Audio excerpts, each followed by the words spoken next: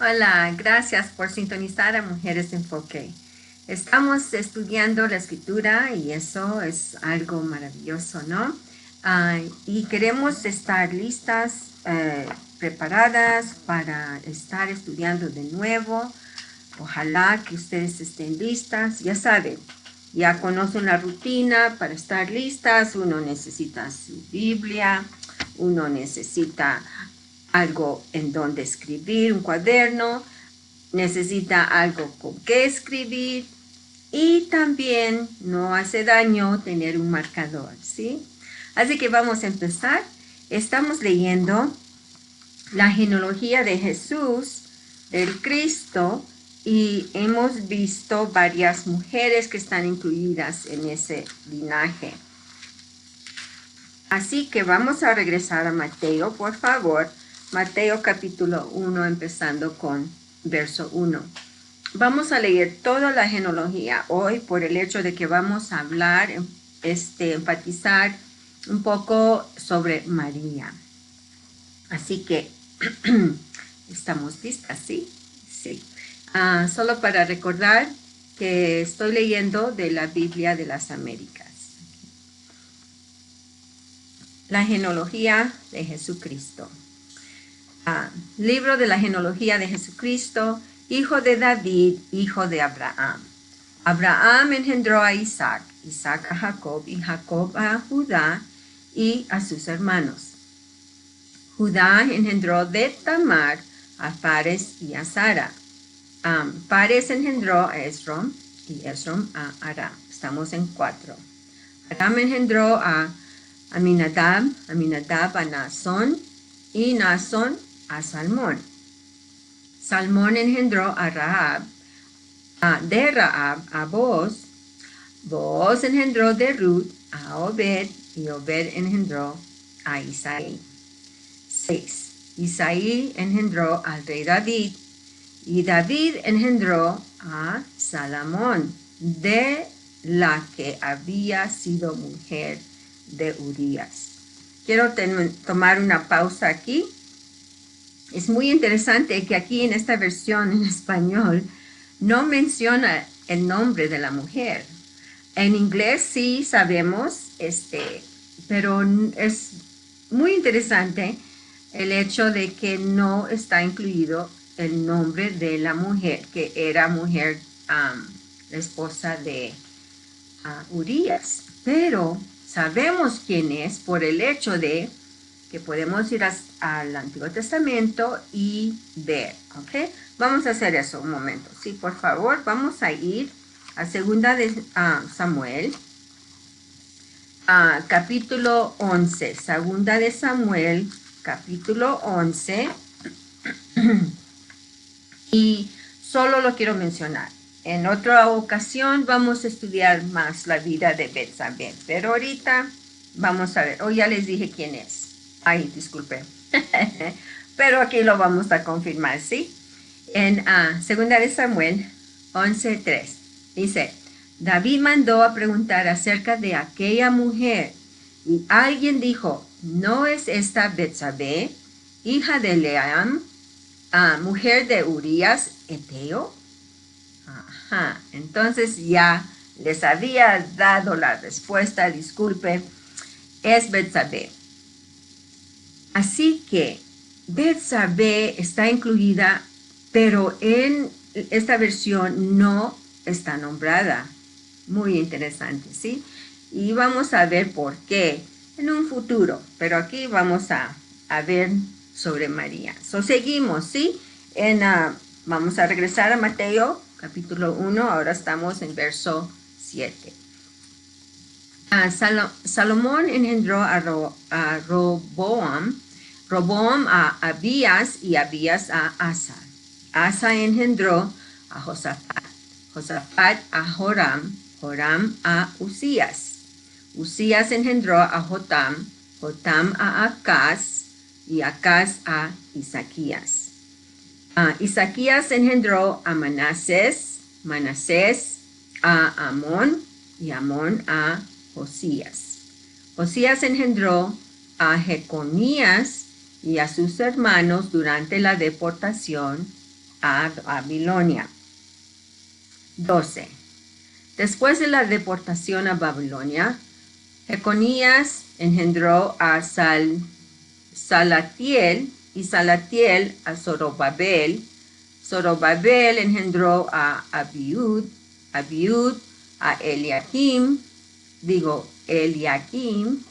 y Eliakim, o mejor Eliakim, no sé cuál, pero yo prefiero Eliakim. Eliakim, ya perdí mi lugar. ¿En dónde estamos? En 13, disculpa, por hacer una broma me desvié. Ok, otra vez. Zorobabel engendró a Abiud, Abiud a Eliakim, y Eliakim a Azor. Ok, chistoso. Azor engendró a Sadoc, Sadoc a Akiam, Akiam a Eliud. 15. Eliud engendró a Eleazar, Eleazar a Matán y Matán a Jacob. 16. Jacob engendró a José, el marido de María, de la cual nació Jesús, llamado el Cristo. 17. De manera que de todas las generaciones desde Abraham hasta David son 14 generaciones, y desde David hasta la deportación a Babilonia 14 generaciones, y desde la deportación a Babilonia hasta Cristo 14 generaciones. Ahora saben por qué está el libro de números, porque tomaban datos muy detallados y se da cuenta uno que eran 14 generaciones y 14 generaciones y 14 generaciones. Esa es obra de Dios, ¿no? Sí, yo creo que sí. Así que vamos a seguir en el mismo capítulo, ahora verso 18, ¿sí? Dice, y el nacimiento de Jesucristo fue como sigue. Estando su madre María desposada con José, antes de que se consumara el matrimonio, se halló que había concebido por obra del Espíritu Santo. Aquí, este es algo asombroso, ¿no? Yo sé que conocemos esta historia, conocemos los hechos, pero es algo maravilloso, algo divino que Dios ha hecho. No se compara a otra cosa, gloria a Dios. Nunca antes había sucedido tal cosa. Y estoy hablando de, había concebido por obra del Espíritu Santo. Y jamás va a repetirse. Es una vez. El Salvador vino por María. Así que es algo asombroso, maravilloso. Y uno se queda maravillado cada vez que lo lee, ¿no? Así yo me maravillo, no es algo común, nunca va a ser común, entonces cuando lo leo me recuerdo lo que Dios hizo, me quedo maravillada, con la boca abierta, es asombroso. Así que, entonces, vamos a ver qué es lo que significa desposada. Es un término muy importante que tenemos que reconocer. Esta es la primera etapa del matrimonio en la cultura y ley judía. Y puede durar hasta un año antes de consumarse.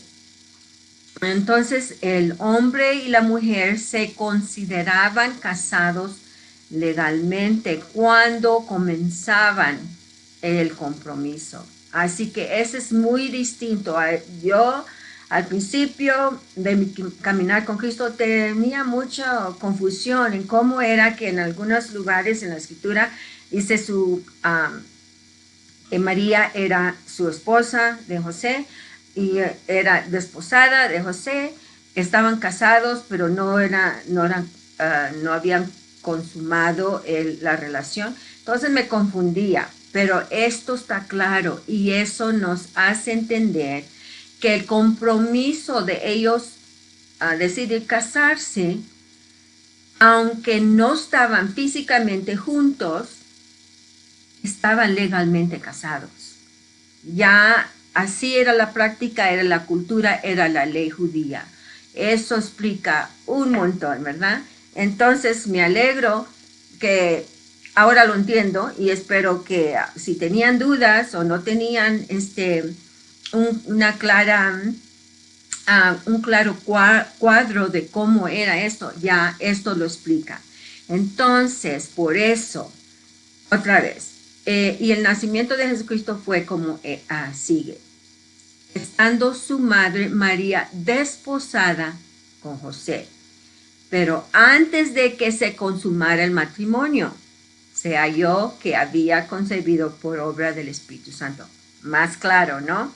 Y obviamente, para mí es obvio, ¿no? Ojalá que para ti también, el Espíritu Santo, pues, es la tercera persona de la Trinidad, ¿verdad? La Trinidad incluye Dios Padre, Dios Hijo y obviamente Dios Espíritu Santo. Y Jesús es Dios y hombre.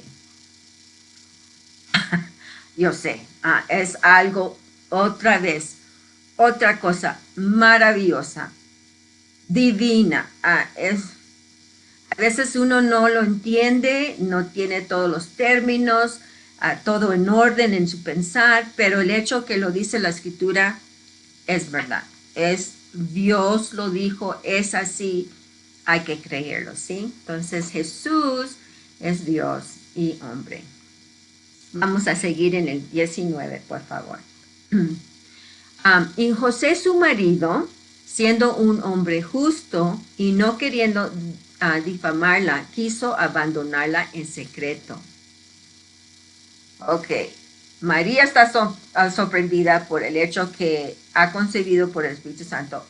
Imagínate a su marido, su comprometido, porque en estas etapas no están unidos todavía. Entonces, pobre José, porque qué sorpresa para él.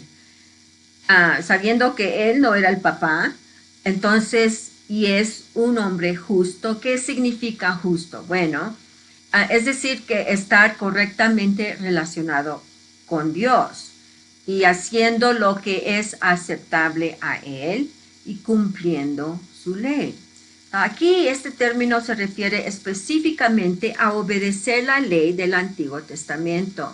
Y aunque nadie es capaz de obedecer, nadie, sí, yo también, nadie es capaz de obedecer la ley y por fe en él se es justificado delante de Dios. Dios justifica, punto. Él es obra divina, ¿sí? Así que aquí vamos a pensar en el cuadro, ¿sí?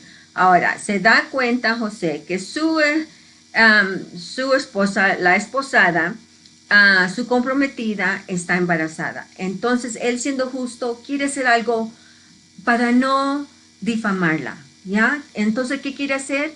Quiere abandonarla en secreto. Ok, ese es el plan del hombre, pero Dios tiene otro plan, ¿sí?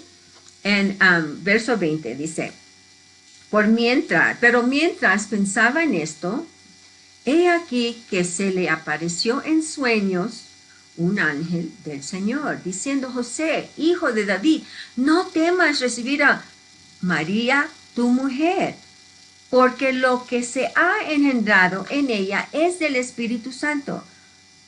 Ok, en sueño, Dios le está dando la respuesta. ¿Qué va a hacer? ¿Qué va a hacer José? Entonces, Dios le habla por medio de este ángel, ¿sí? Ahora, 21. Y dará a luz un hijo, y le pondrás por nombre Jesús, porque él salvará a su pueblo de sus pecados. Amén y amén. Recordamos de que Jesús en griego significa el que salva, ¿ya? Entonces, básicamente Dios le está haciendo saber a José su plan. que este hijo que no es de él, pero el Espíritu Santo, es algo maravilloso de que va a salvar a su pueblo por su esposa. Va a dar luz por medio de su esposa. Qué cosa, ¿no? Ahora, cuando dice que Él salvará, recuerden que Jesús salvará el castigo eterno pagando la pena impuesta por Dios por los pecados, que es la muerte eterna. Recordamos, la paga del pecado es muerte. La escritura lo dice muy claro, ¿verdad? Entonces, la salvación se recibe por gracia, por medio de fe, la fe en Cristo. Y eso puedes ver en Efesios 2, 8 y 9 y también Romanos 10, 9. Ahora, recordamos en la escritura cuando dice que Jesús vino a los suyos y los suyos no le recibieron.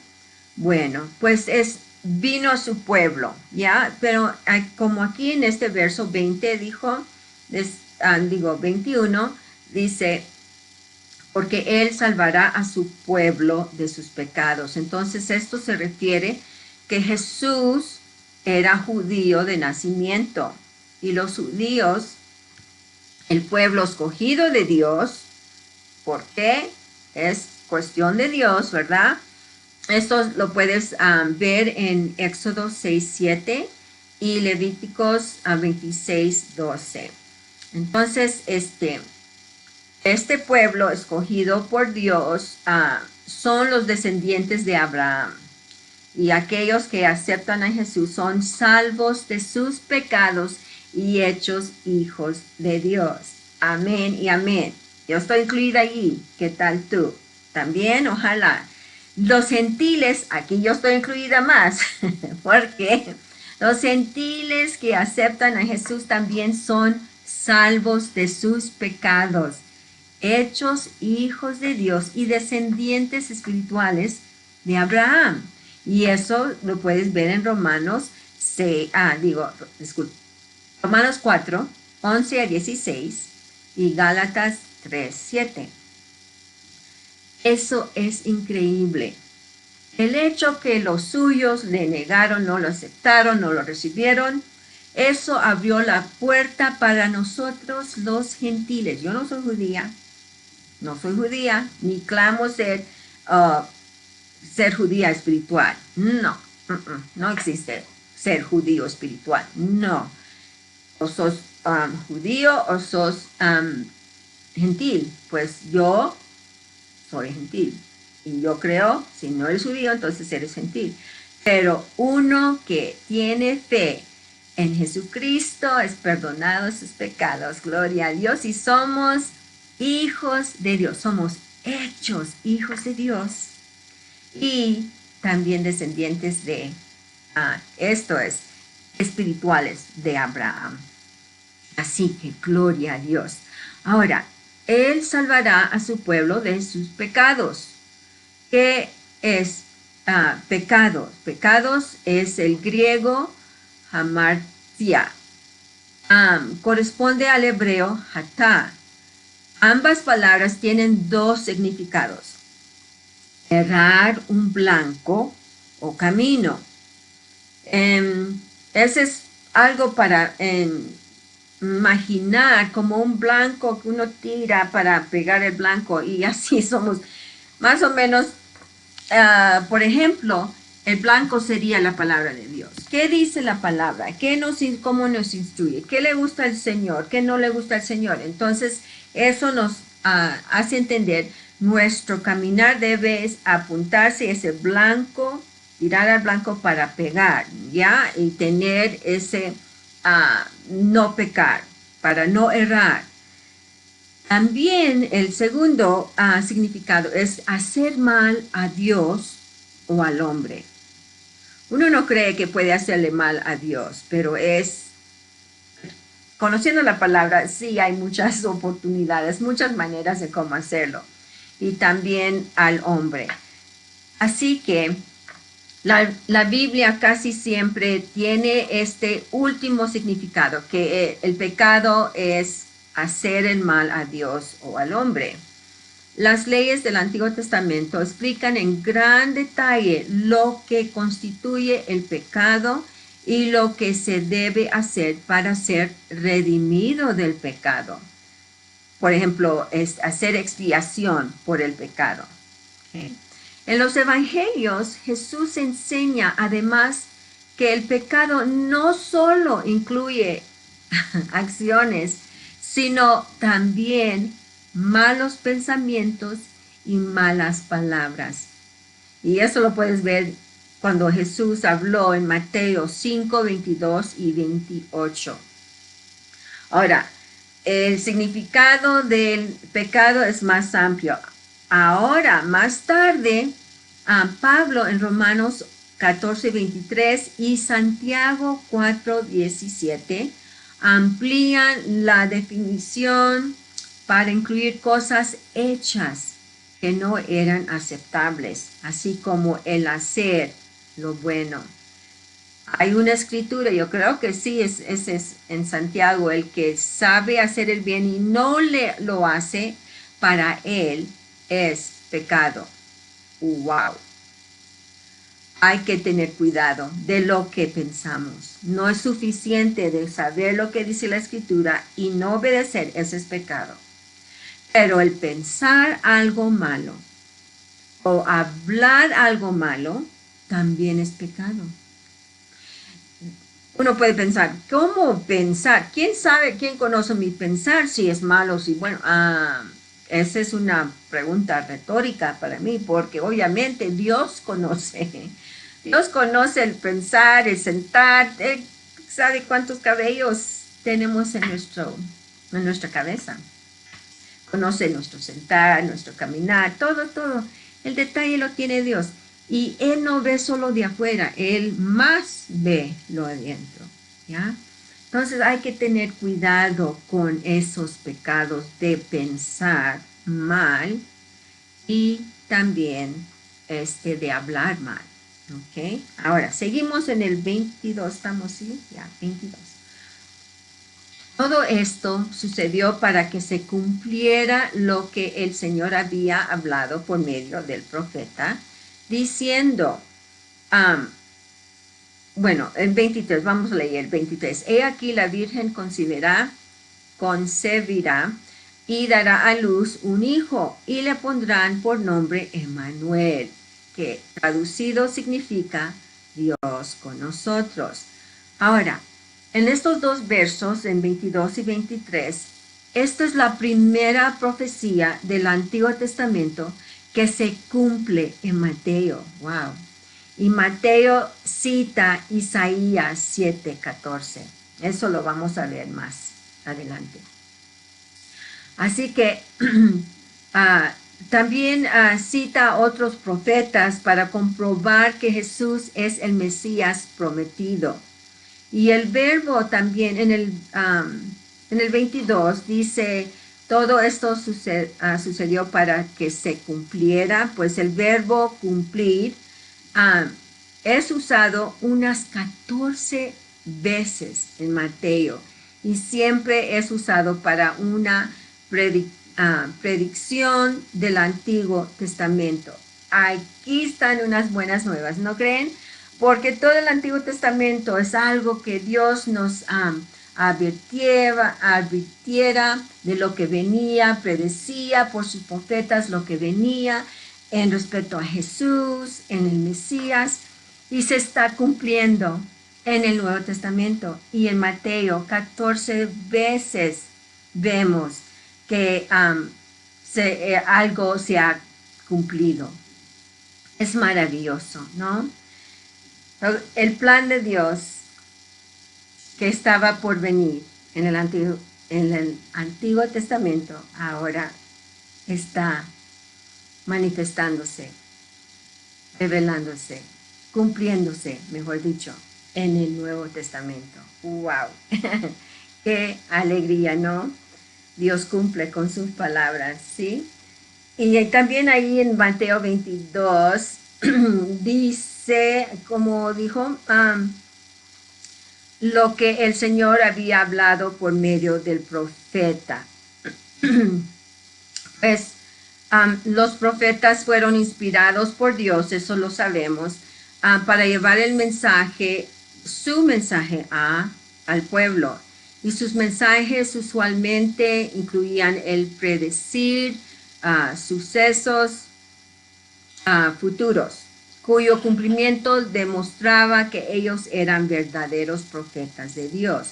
No podían equivocarse los profetas. Si habían 9 predicciones y se equivocaban una vez, entonces no eran de Dios. Esa era la regla, esa era la norma que Dios había puesto. Así que los profetas que eran verdaderos profetas no fallaron ni una vez, por supuesto, ¿ya? Por seguro también. Así que en el 23, he aquí la Virgen concebirá. Entonces, en el Nuevo Testamento afirma el nacimiento virginal de Jesús, y la palabra griega que Mateo usa, partenos, se refiere solo a una virgen. Entonces no hay que dudar. No es solamente alguien que no es casada, una doncella. No, una virgen que no ha tenido relación con un hombre. ¿Ya? Más claro no puede ser. Virgen. Entonces, es lo que dijo en Isaías: he aquí la Virgen concebirá y dará a luz a un hijo. Dicho y hecho, ¿ya? Estamos viendo que es un hecho. Así que, los profetas fueron inspirados por Dios, ¿verdad? Ya vimos eso. Y era para llevar el mensaje a su pueblo. Ahora, seguimos con el 24, por favor. Y cuando despertó José del sueño, hizo como el ángel del Señor le había mandado, y tomó consigo a su mujer. 25. Y la conservó virgen hasta que dio a luz un hijo, y le puso por nombre Jesús. ¿Captaron eso? Lo voy a leer de nuevo. Y la conservó virgen hasta que dio a luz un hijo, y le puso por nombre Jesús. Ok, aquí no puede ser más claro. Hay muchas creencias, muchas religiones que alaban a la Virgen María. Oh, amén, ella fue instrumento de Dios. Sin la Virgen no hubiera nacido Jesús, el Mesías, prometido de Dios. Ahora, alguien me había preguntado, solo me recuerdo, ¿por qué María? ¿Por qué escogió Dios a María? Había muchas vírgenes, pero ¿por qué a María? Pues honestamente no sé, pero vamos a considerar quién es Dios. Él es soberano, ¿ya? Sin duda, Él puede hacer lo que quiera hacer con quien quiera, cuando quiera, como quiera. Es soberano. Su plan va a llegar a cabo. Va a utilizarlo a quien quiera para llevar a cabo su plan. Ahora, haber dicho eso, escogió a María. Y punto. ¿Ya? Es un punto y ya. Entonces, el punto para mí es que era virgen hasta que dio a luz a un hijo. Gracias a Dios está incluida María en la genealogía de Jesús, ¿ya? Pero ella fue, otra vez, un instrumento solo. Dios la declaró justa, la favoreció por cualquier razón, Dios sabrá, pero sabemos que es un hecho. Vamos a estar claros que la conservó virgen hasta que dio a luz un hijo. Vamos a comprobar lo que dice esto, que José y María tuvieron más hijos. María, mejor dicho, tuvieron hijos, porque este Jesús no era hijo de José, obviamente. So, Mateo 13:55. Mateo 13:55, ¿ya? Aquí vamos a ver algún detalle. Sí, María era virgen. Ahora, en este capítulo, ya Jesús está caminando en su ministerio, ¿ya? Entonces muchos le creen que es el Mesías, es el Hijo de Dios por las señales que ha hecho, y algunos no creen. Los que no creen son los más cercanos, los que lo conocen desde niño. Ahora, ¿no es este el hijo del carpintero? ¿No se llama su madre María y sus hermanos Jacobo, José, Simón y Judas? Ok, ya conocen a Jesús, no como Jesucristo, pero como un normal niño que creció a hombre. Que era carpintero, pues este término en griego se usaba para identificar al que trabajaba principalmente en madera. Y como se acostumbraba en esa época, Jesús había seguido a su padre en su oficio. Era algo simple, ¿no? Era común. Pero entonces esa gente que están viendo quién es Jesús, no, es solamente el carpintero, es solamente su mamá, es solamente María. Y sus hermanos, Jacobo, José, Simón y Judas. Wow, lo conocen. Entonces, sus hermanos, interesante que también se hace referencia en otra escritura. Vamos a ver en Mateo 12:46, ¿ya? Mateo 12:46. Entonces, aquí dice, mientras él aún estaba hablando a la multitud, y aquí su madre y sus hermanos estaban afuera deseando hablar con él. Okay. So, ¿quién? Su madre, María, los podemos nombrar, ¿verdad? Y sus hermanos estaban afuera deseando hablar con él. Entonces, ¿quiénes son sus hermanos? A ver, Jacobo, José, Simón y Judas, ¿ya? O Judas. Entonces, Jesús tenía, por lo menos, sabemos de estos 4 hermanos, ¿ya? Pero a más de eso, tenía 2 hermanas, por las cuales eran hijos naturales de José y María, tenidos después del nacimiento de Jesús. ¿Recuerdan? En Mateo 1:25, que era virgen hasta que dio a luz a un hijo, que era Jesús, y luego no era virgen. ¿Por qué no? Pues porque tuvieron 4 hijos y quizás solo o más de 2 hijas. Entonces, muy interesante, ¿no? San Jacobo o Santiago llegó a ser un gran líder de la iglesia en Jerusalén. Y eso lo puedes ver en Hechos 15:13 y Gálatas 1:19. Y escribió la epístola de Santiago. Y a Judas, que es griego, Judas, y en hebreo, Judá, era otro de sus hermanos, y él escribió la epístola que lleva su nombre, Judas. ¿Ya? Ahora vamos a ver un lugar más. En Marcos, otro libro, Marcos 6:3. ¿Ya? Marcos 6:3. ¿Qué dice aquí? Dice, otra vez, ¿no es este el carpintero, el hijo de María y hermano de Jacobo, José, Judas y Simón? ¿No están sus hermanas aquí con nosotros? Y se escandalizaban a causa de él. Ay, pues, ¿qué está pasando aquí? Ok, bueno, semejante cosa está relatado por otro escritor. En Mateo lo encontramos, en Marcos lo encontramos. Y es interesante porque aquí dice específicamente, ya sabemos de los cuatro hermanos, ¿verdad? Es Jacobo, José, Judas y Simón, pero también pregunta, ¿no están sus hermanas aquí con nosotros?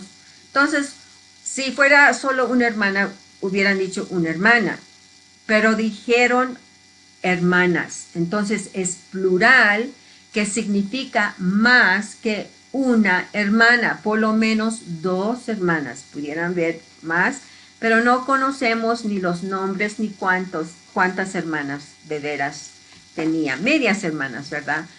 Tenía Jesús. Así que otra vez lo mismo, que era virgen, era instrumento en las manos de Dios, favorecida por Dios, y Dios hizo un milagro maravilloso en ella. Por el medio del Espíritu Santo concibió a Jesús. Oh, increíble, ¿no? Y aquí también, al final del 6, Marcos 6:3 dice, y se escandalizaban a causa de él. ¿Qué es eso? Bueno, lo que pasaba es porque el pueblo ya conocía la familia, uh,